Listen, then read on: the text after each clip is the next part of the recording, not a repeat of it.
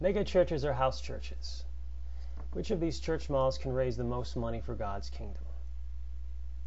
Assume on the one hand you have a mega church of 1,000 members, which meets each week in a building worth, let's say, $5 million. And assume this church spends hundreds of thousands of dollars every year on building maintenance and on church staff, such as the pastors, worship leaders, and so forth. Then assume another scenario.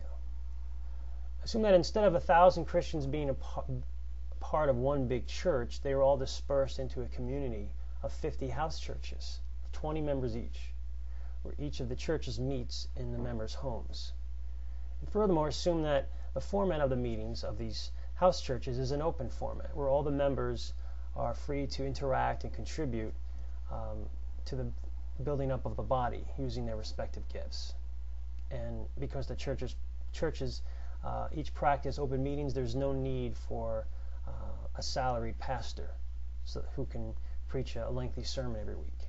Each of the churches have elders, and these elders function as shepherds and overseers in the church, but they are simply not on the church's payroll. The question I have is, which of these church models can best generate the most money for God's true purposes, such as supporting missionaries, the hungry, the disabled, widows, and orphans, and so forth?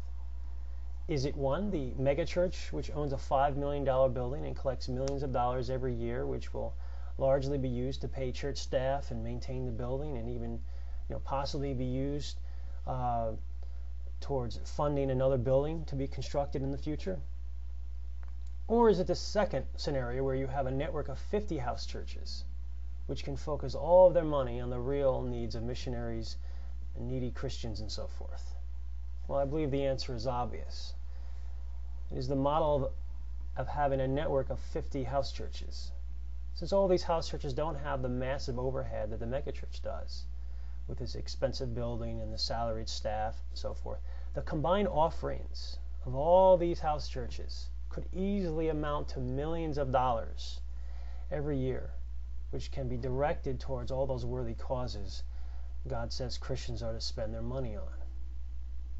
In addition, because these house churches don't have a $5 million building, you could say they ultimately have a combined savings of around $5 million in the bank, which they can freely use for God's purposes.